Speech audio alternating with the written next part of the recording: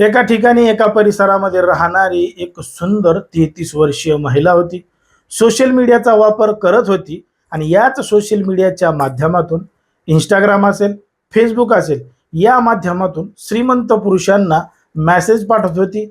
हाय, hello, तुमचा photo खूप छान आहे, तुम्ही खूप सुंदर दिसता.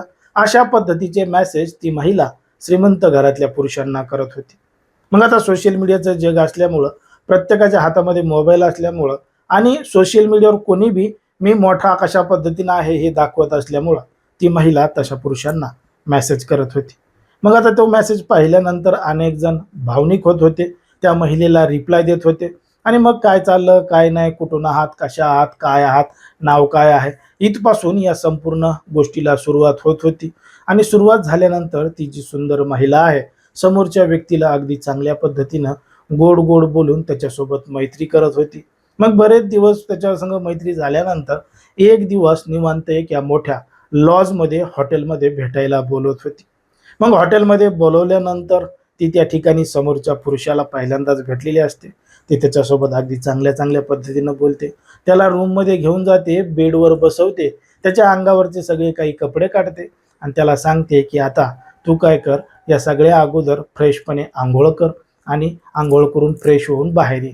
मग असं त्याला गोड गोड बोलून बेडरूम मधल्या त्या बाथरूममध्ये पाठवते आणि घडतं एक धक्कादायक प्रकरण, धक्कादायक घटना. नेमकं काय आहे संपूर्ण प्रकरण, कुठं घडली आहे घटना, हे आपलं अगदी सविस्तरपणे बघायचं आहे. पण जर तुम्ही अजूनही आपलं चॅनल सबस्क्राईब केलं नसेल तर लगेचच करून घ्या आणि बाजूला असणाऱ्या बेल नोटिफिकेशनला सुद्धा ऑन करायला विसरू नका. आता ही जी संपूर्ण घडलेली घटना आहे ती आहे कर्नाटक राज्यातील बेळगाव शहरामध्ये घडलेली संपूर्ण घटना आहे. या ठिकाणी या परिसरामध्ये राहणारी एक 33 वर्षीय फॅशन डिझायनिंग करणारी महिला आहे आणि ती महिला सोशल मीडियाच्या माध्यमातून श्रीमंत पुरुषांना मेसेज करत होती, त्यांच्यासोबत मैत्री करत होती आणि हे जे सोशल मीडियावर श्रीमंत लोक आहेत यांचे कॉन्टॅक्ट देण्यासाठी ती एका दुसऱ्या तिच्या मित्राची मदत देखील घेत होती. तिला त्याच्यामध्ये एक पुरुष तिची मदत करत होता आणि कोणाचे जास्त फॉलोअर्स आहेत, कोण कशा पद्धतीनं आहे, ही त्याला सांगण्याचं काम त्या ठिकाणी करत होते. अशा पद्धतीनं ती श्रीमंत लोकांसोबत मैत्री करून एका मोठ्या लॉजमध्ये ती त्याला भेटायला बोलवायची. भेटायला बोलवल्यानंतर एकदम गोड गोड बोलून त्याला चिटकू चिटकू बसून बेडवर घेऊन जात होती.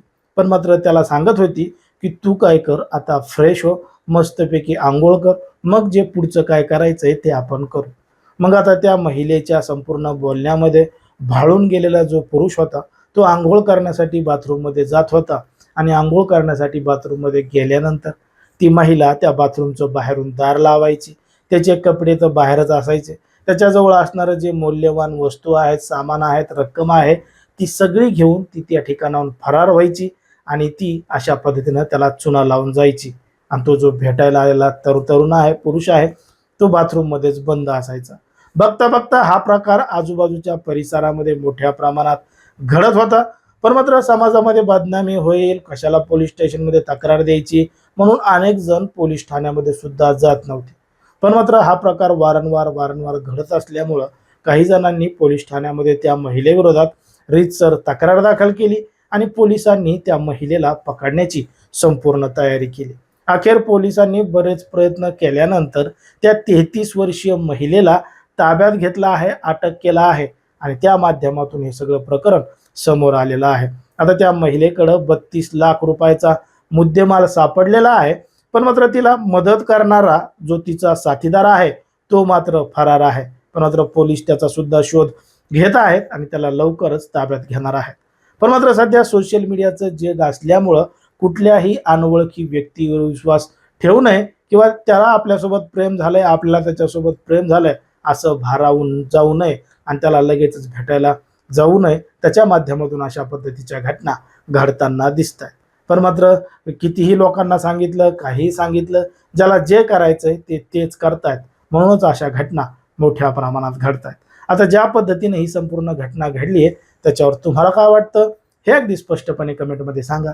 कारण की कोणाच्याही भावना दुखवणं, कोणाचंही मन दुखवणं हा आपला उद्देश नाही. समाजामध्ये जे घडतंय, मीडियामध्ये जे दिसतंय तेच सांगायचं काम या ठिकाणी करत असतो. लोकांना सावध आणि सतर्क राहण्याचं सुद्धा आवाहन करत असतो.